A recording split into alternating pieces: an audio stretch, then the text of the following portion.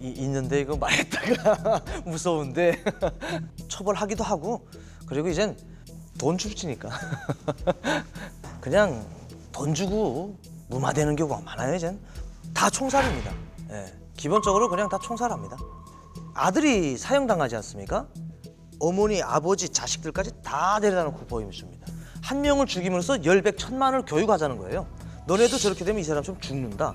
참담한 현실인데 여성들을 막 몸에다 감추거든요. 탈의를 시키는 게 아니라 브라만 그냥 딱 놔두고 옷이고 뭐고 다 펼치고 뜀뛰기 시킵니다.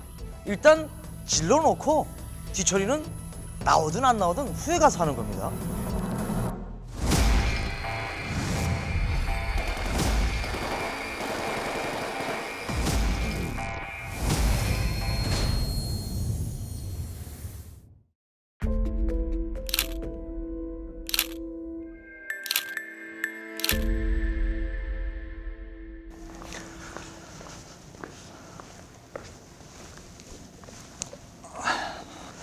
안녕하세요.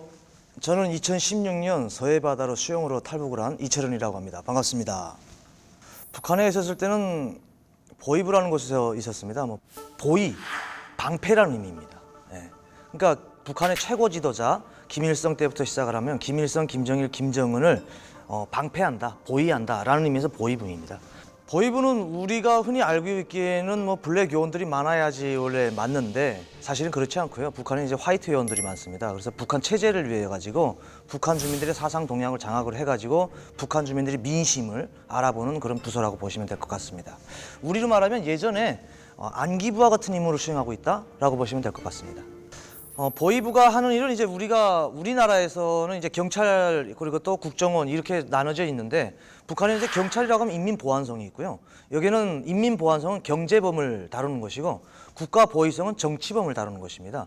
그래서 일반적으로 도둑질을 한다든지 싸움을 한다든지 하는 거는 보안서에서 취급을 하는 거고 낙서 사건 북한에서 투소 사건이라고 하는데 그런 거라든지 이제 전단지라든지 그리고 우리 한류 콘텐츠가 북한에 많이 들어가고 있지 않습니까? 그런 거를 기본적으로 단속을 하는 거죠. 이거는 경제와 상관없이 이건 정치적인 것과 관련되어 있기 때문에 보위부에서 관할을 하고 있다라고 보시면 될 것 같습니다.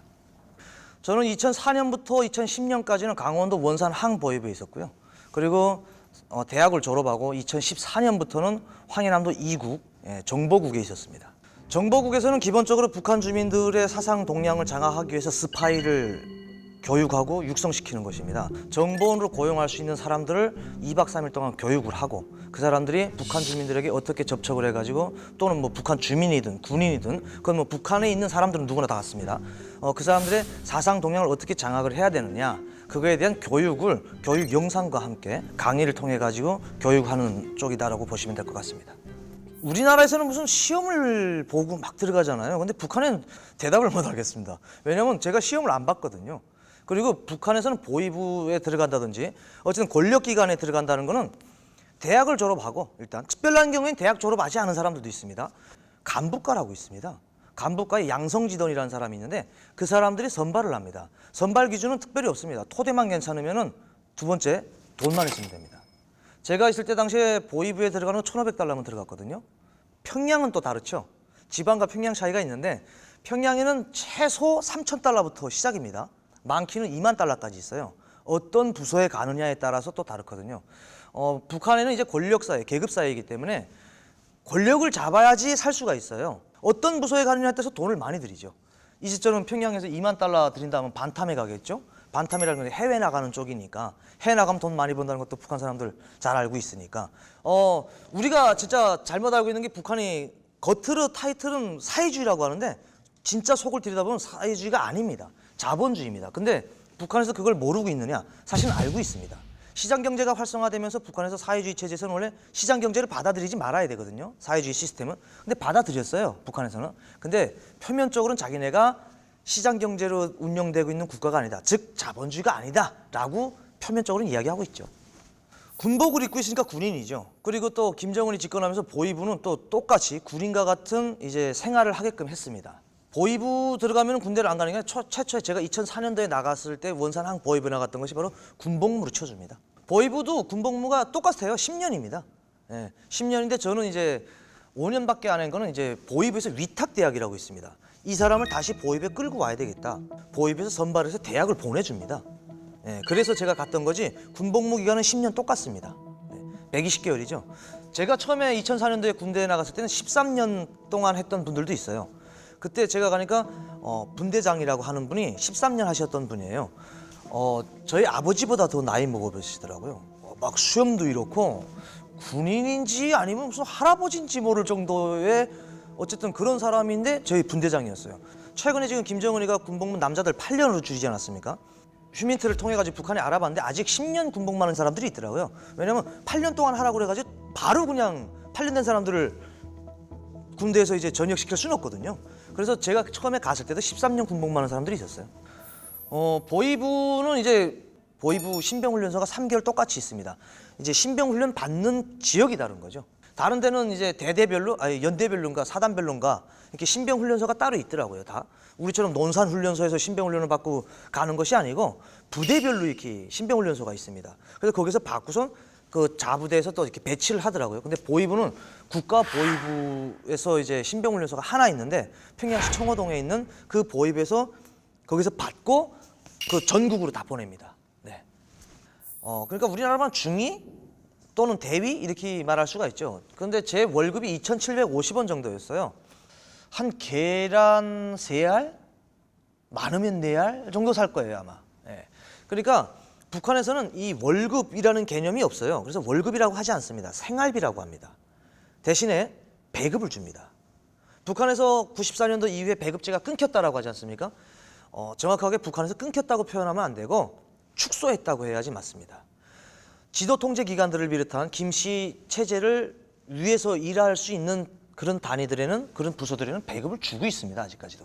예. 근데 일반적인 북한 주민들은 배급을 안 주죠. 왜? 줄 게 없으니까. 그러니까 배급은 먹을 거는 보장해 줄 테니 이 생활비 가지고 다른 거를 써라 라는데 한 달 동안 계란 3알 먹고 살까요? 그러다 보니까 부정부패가 더 많아지고 뇌물행위가 많아지는 거죠. 보위부에서 입는 옷은 안에서 내부에서 입을 때는 북한 군복하고 똑같습니다. 밖에 나갈 때는 원래 사실은 사복을 입어야 됩니다. 일반 사복을 입고 북한 주민들처럼 똑같이 입어야 되는데 그게 문제인 거죠. 사복을 안 입는다는 거예요. 군복을 입고 나가요 그냥. 군복 입고 나가서 나 보위원이라고 티를 내는 거예요. 근데 일반적으로 사복 입는 사람들도 꽤 있거든요. 왜냐면 이제 표가 났으니까 저 사람이 보위원이라는 거 다 알아요. 그러면 사복 입고 다니는데 그 보위원을 흉내 낼 수는 없는 게 보위원 흉내 냈다 잡히잖아요. 그 사람 죽어야 됩니다. 그러면 예. 감히 보위원 흉내를 내 가지고 뭘 달라고 뇌물을 요구한다든지 하면 큰일 나거든요. 그래서 그렇게까지 자기 목숨을 내놓고 도박하는 사람은 없죠. 예. 저희는 교육을 특별히 뭐 받는 건 아니고요. 2일에 한 번씩 방침 침투를 받습니다. 지금 현재 북한 주민들의 동향에 대해서 각 부서들에서 올라간 거를 각 보위부들에 또 지시가 내려옵니다. 보위부 안에 보위부 출판사가 따로 있습니다. 그래서 그런 사건들이 있었던 내용을 가지고 책도 쓰고 다큐멘터리처럼 이제 영화를 만들어 가지고 그걸 보여주는 방법으로 교육을 합니다. 군사 교육은 저희는 이제 훈련을 받긴 받는데 기본적인 사격 훈련 그리고 또 약간의 격술 훈련 정도고 왜냐하면 보위부라는 것이 보위성도 그렇지만 보위사령부도 역시 같습니다. 군부대 무력부에 인민무력부에 있는 보위사령부는 저희하고 같은 임무를 수행하고 있는데 군인들 대상이지만 거의나 후방에서 싸우는 부대죠. 전방에 나가서 뭐 돌격 앞으로 하는 부대가 아니기 때문에 뭐 지금 러시아에 파견돼 있는 군인들처럼 이렇게 훈련받고 하지는 않습니다. 네. 그냥 일반적으로 자기 몸을 보호할 수 있는 정도의 격술이라든지 사격 이런 정도의 훈련만 받고 있습니다. 전에는 1년에 2번 쐈습니다. 3발씩 2번. 동계훈련 끝나고 3월 30일 동계훈련 끝나면서 1번. 그리고 또 하계훈련 끝나면서 1번. 그 3발씩인데 1년에 6발이죠. 10년이면 60발 쏘네요. 저희는 AK도 있고 권총도 있죠. 띠띠라고 했는데 TT 권총이라고 하더라고요. 우리 여기서는 북한은 띠띠 권총이라고 하거든요. 예. 근데 군복무 때도 그랬지만 어쨌든 북한의 전체적인 군인들이 사격을 그렇게 하는 건 아닌 것 같아요. 제가 보니까 저도 보위부에 있었을 때 총을 꽤 많이 쐈습니다. 근데 이제 북한에서 특수부대라든지 이런 부대에서는 사격 훈련을 많이 하는데 일반 부대들에서는 진짜 2번도 많이 하는 거. 1번 기본적으로 하는 데도 많거든요. 그래서 3발씩 쏴요.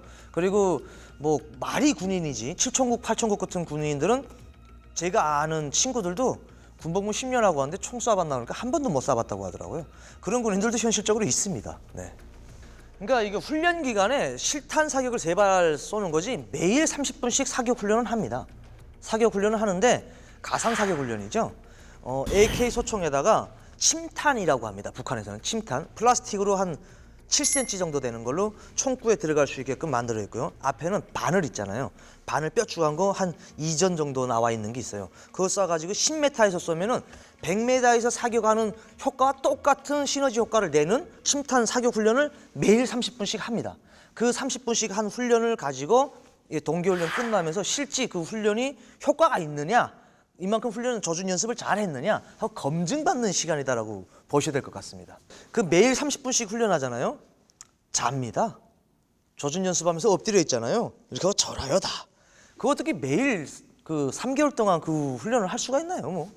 뭐 효과가 있긴 어느 정도는 있겠지만 그렇게 큰 효과는 내는 것 같지 못합니다.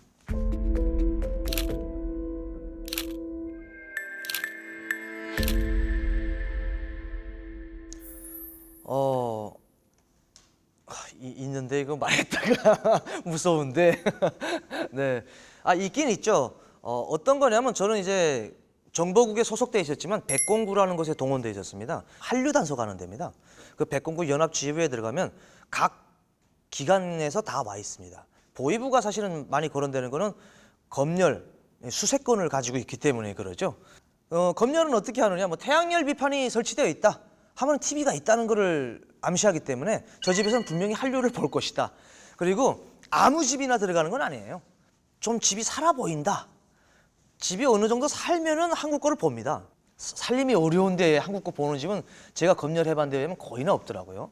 그 사람들을 다 무슨 뭐 우리가 흔히 알고 있는 것처럼 한국 TV 봤다고 사용하고 뭐 하면은 북한 주민들 다 죽이는 거 아니겠습니까? 그리고 이젠 한국 TV 보는 사람들하고 그 법관들하고 친해가지고 한국 TV 한국 드라마 새로 나왔으면 북한 주민한테 줘요. 한국 드라마 새로 나왔다고. 그러면 뭘 줄까요? 돈 줄지니까. 네. 정보원을 통해서 저 집에서 한국 TV 보는 것 같다라고 하면은 그냥 들어가는 겁니다. 일단 질러놓고 뒤처리는 나오든 안 나오든 후에 가서 하는 겁니다. 그 북한 사람들 자체가 이 인권을 잘 몰라요. 솔직히 말씀드리면.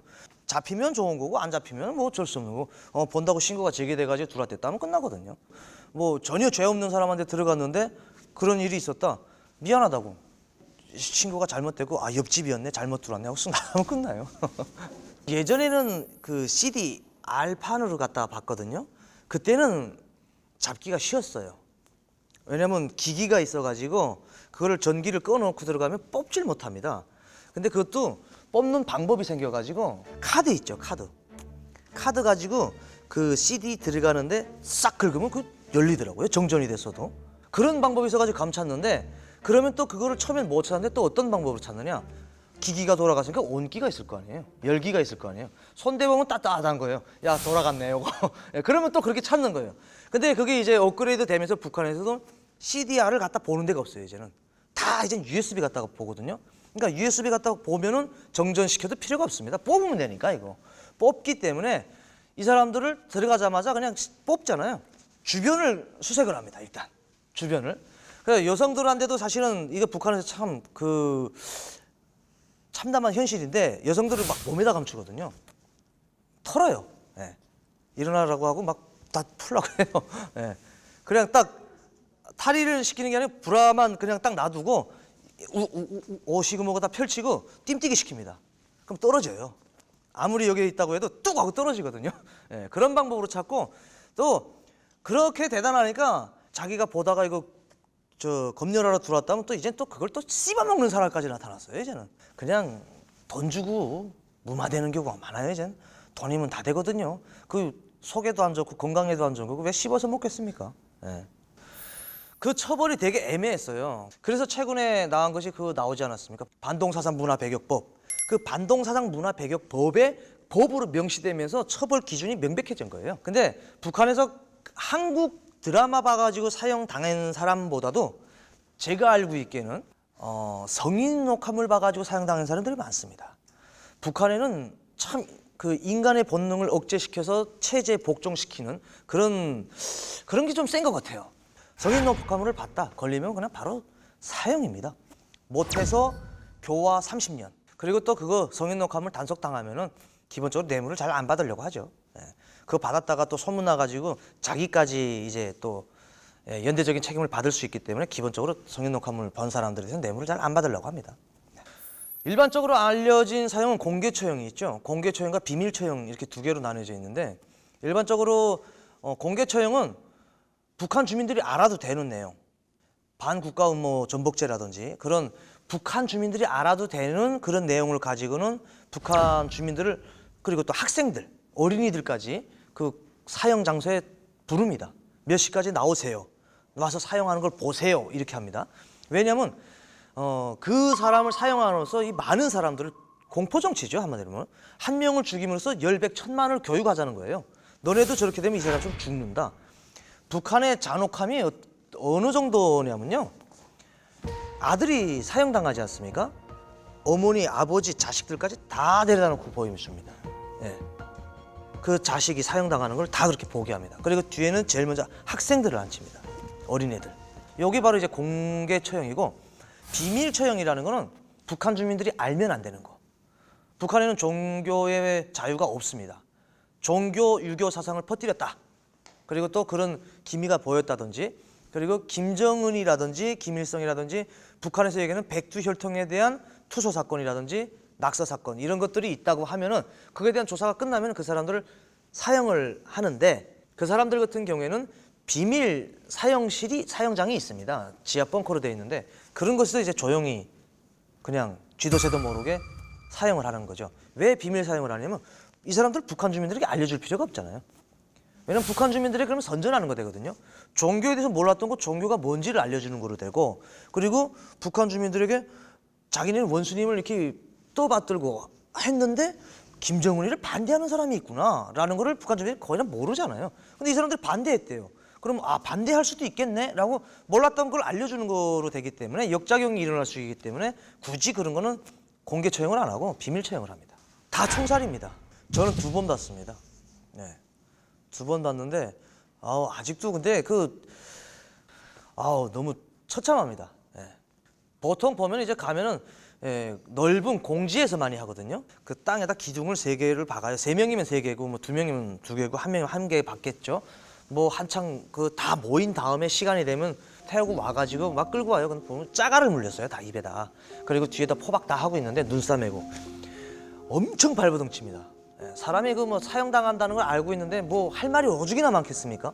근데 저는 북한에서 진짜 북한의 이 악랄함의 극치가 어느 정도인가는 사형당하는 사람이 죽으면서 좀 마지막 끝으로 할 말은 좀 하게 했으면 좋겠는데 원래 예전에는 했어요. 그 사형당하는 사람이 김정일이 새끼 막 한 거예요.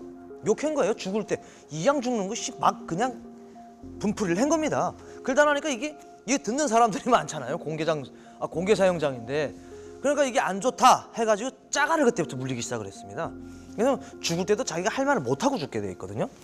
그래서 뭐 조선민주주의민권 형법 60조에 따라서 뭐 어떻게 하면서 사형을 처한다라고 하면 보안소 개원들 3명이 나옵니다. 3명. 예. 1명이든 2명이든 3명이든 똑같이 3명이 나와요.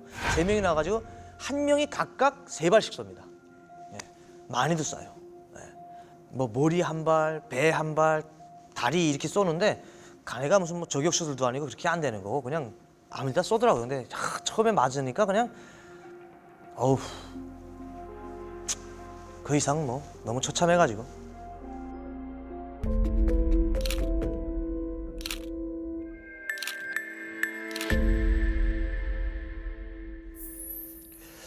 제가 이제 탈북하게 된 계기가 뭐 여러 건이 있겠죠. 어떤 하나의 충격적인 걸 가지고 제가 탈북하겠다는 결심을 가진 건 아니고요. 사실은 제가 살던 곳이 황해도 지역입니다. 황해도 지역은 우리 대한민국 TV가 다이렉트로 나오기 때문에 어릴 때부터 대한민국 TV를 많이 봤습니다. 처음에는 뭐 대한민국에 대해서 좋은 감정을 가지고 보진 않았죠. 교육 자체가 북한에서 세뇌 교육 자체가 이 남조선, 미국, 뭐 하나를 이고 살 수 없는 철천지 원수라고 교육을 했는데 제가 뭐 좋다고 받겠습니까? 사실은 나쁜 악의적인 감정을 가지고 처음에는 봤는데 어느 정도 계속 보다 나니까 빠져드는 거예요. 그러던 찰나에 제가 2004년도에 강원도 원산 안전보위부로 군대를 나가서 군복무를 하면서 선박 단속하는 임무였어요. 선박을 단속하는 위치였는데 2004년도에 제가 군대 나갔을 당시에 뭐 남북 관계가 좋았는지 나빴는지는 잘 모르겠지만 우리나라에서 대한접시사사라는 명칭을 가지고 쌀들을 많이 들여왔습니다. 그때 제가 2005년도, 2006년도, 2007년도, 2008년도를 거쳐가지고 여러 차례 우리 대한민국에서 왔었는데 2006년도와 2008년도, 2009년도에 제가 그 대한민국 국민을 그때 만났습니다. 그 미디어를 통해서 보던 대한민국 국민을 처음으로 만났는데 좀 이상하더라고요. 예. 북한에서는 부선장이라고 했는데 우리나라에서는 부선장이 있는지 없는지 모르겠습니다. 예. 부선장 그 분은 항상 내려와가지고 이제 배에 내려와가지고 그 쌀을 이렇게 퍼내면은 그 수심을 조절을 하느라고 계속 자주 내려와가지고 배 그 수심 높이 그걸 보더라고요. 그때 제가 이제 처음 말을 걸은 거죠. 미디어를 보던 이 적국의 놈은 어떻게 말할까 하고 되게 궁금했던 거예요. 그래서 제가 안녕하십니까 하고 했어요. 그러니까 그분이 저 경상북도 쪽 분 같아요. 안녕하세요 뭐 이러는 거예요. 근데 미디어로 볼 때는 잘 몰랐는데 실제 이렇게 봐가지고 안녕하세요 하는데 이놈은 분명히 나의 적이다라고 생각했는데 안녕하세요 듣는데 이게 뭔지 모르겠는데 뭉클함이 생기더라고요. 우리가 이제 동족상잔의 비극이 벌어진 이후로부터 한 70여 년간 지금 헤어져 있지 않았습니까? 갈라져 살고 있는데 처음 보는데 대화가 되는 거예요. 제가 그 항해에 있으면서 각 나라 사람들은 다 만나봤거든요. 어느 나라 사람들 다 만나봤는데 인사가 다 안 됩니다. 그냥 이거 끝이에요. 말이 안 되니까. 근데 이분은 처음 만났는데 안녕하세요 하니까 여기에 뭔가 용솟음 치는 게 있더라고요.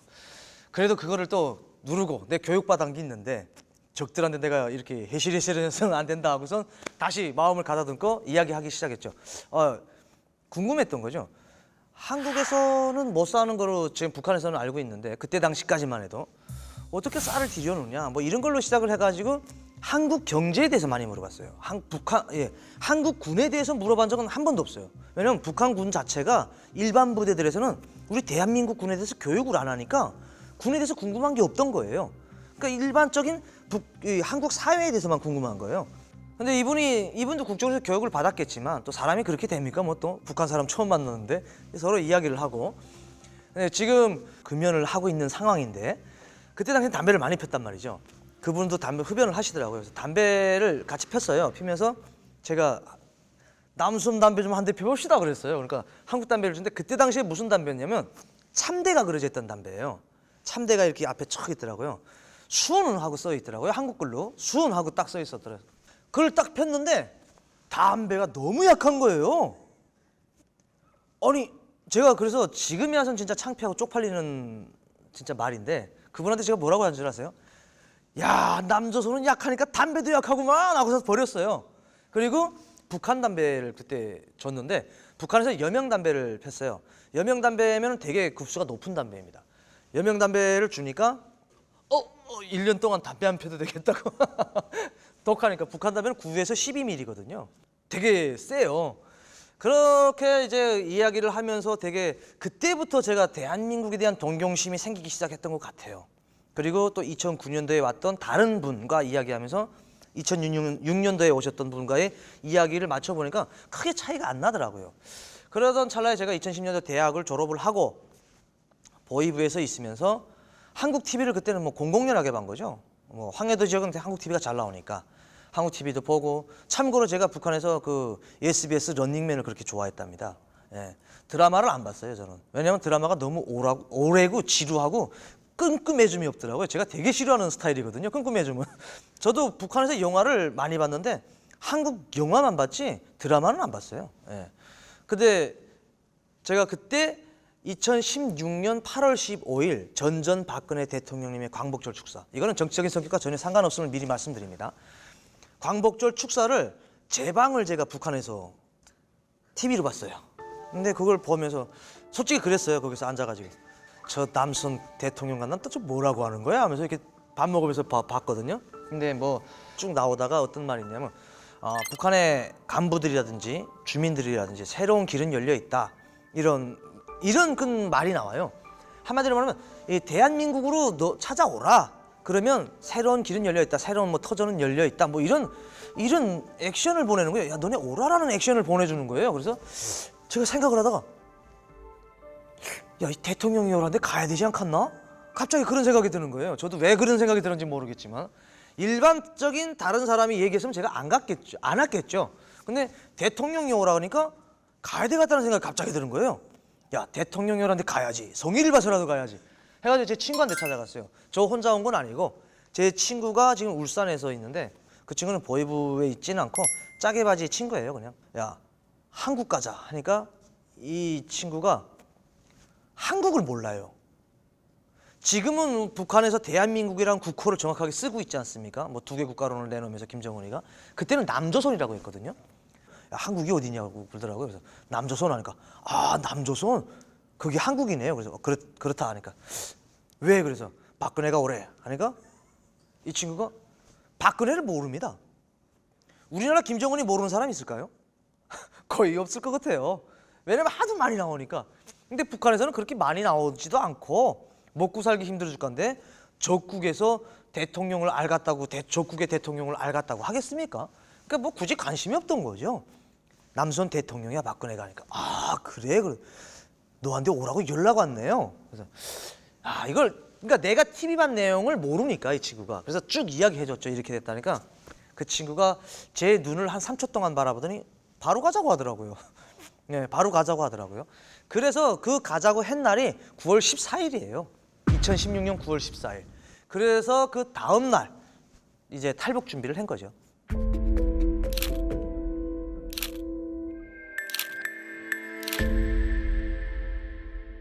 제 친구하고 계획을 잡은 게 어디로 가야 되냐 하다가 우리가 잘 알고 있는 서해상으로 가자라고 목표를 잡았죠. 그래서 황해남도 연안군 염전구 거기서 딱 바라보면은 강화도 말도 해병대 2사단 한 개 중대가 나와서 주둔하는 곳이 있습니다. 거기에 태극기가 보여요. 거리는 한 4km, 6km 정도 됩니다. 그 구간을 우리가 수영초에서 갈 생각을 했던 거죠. 왜냐면 빨리 가고 싶으니까 뭐 언제 뭐 배를 만들고 그럴 시간도 없었고 그냥 결심 먹었을 때 가자 이렇게 된 거예요. 지금에 와서 생각해보면 무모한 짓이었습니다. 제 친구는 신분증이 없었는데 북한 일반 주민이었는데 좀 저는 이제 신분증을 대한민국에 가지고 왔습니다. 그래서 국정원에 있는데 그 신분증을 가지고 다니면 뭐 어디서 단속할 데가 없으니까 그 제 친구 같은 경우에는 사건 대상이라고 하면 끝나거든요. 그러면 이 친구는 죄인이기 때문에 그냥 나 따라다니는 거 돼요. 그래서 전혀 다니는 데는 지장이 없이 다녔던 거죠. 네. 그래서 저희가 이제 탈북 루트를 더욱더 좀 안전한 곳으로 찾을 수 있는 유지한 조건이었던 거죠. 북한에 이제 그 탈북을 하려고 하면 뭐 해안가에 들어가는 게 뭐 우리가 뭐 해수욕장 들어가는 것처럼 그냥 들어가는 건 아니고요. 우리 대한민국과 근접 지역에 있는 그 해안들에는 거의는 한 개 초소씩 나와 있어요. 한 개 분대씩. 그래서 독립 분대들이 나와 있는데 4km에 하나씩 있습니다. 거기는 그 4km에 하나씩 있고 또 2km에 하나씩 잠복 초소들도 있고 또 저녁 8시부터는 잠복 근무가 또 나옵니다. 그래서 순찰도 돌고 하기 때문에 그 시간대를 다 계산을 해가지고 8시 순찰 나오기 전에 저희가 물에 딱 입수를 했거든요. 뭐 9월 달이 되니까 그때쯤 되니까 약간 어슬어슬해지더라고요. 그때 입수를 해가지고 딱 내렸는데 그때가 9월 18일이 언제였냐면요. 추석이 지난 지 한 3일? 그 달이 엄청 밝았어요. 그날.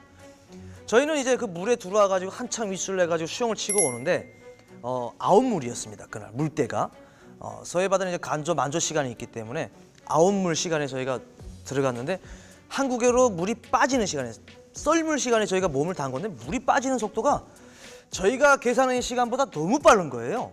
물이 순간에 다 빠지는 거예요. 감탕에 두 명이 그냥 벌렁벌렁하고 누워 있는 거예요. 물은 다 빠지고 사실은 수영을 쳐서 가야 되는데 일어서려고 하니 이 초소들이 지금 잠복 근무들이 나와 있어가지고 보이는 시야이거든요. 거리가 저희가 내려온 지가 1시간도 안 돼가지고 얼마 못 왔어요. 솔직히 시야에서 보이는 거리이기 때문에 일어서면 총에 맞을 것 같은 거예요. 그래서 일어서진 못하고 보복전쟁을 했죠. 둘이서 지금 갯벌을 그냥 보복전쟁에서 가는 거예요. 한 30분 정도 한 것 같아요.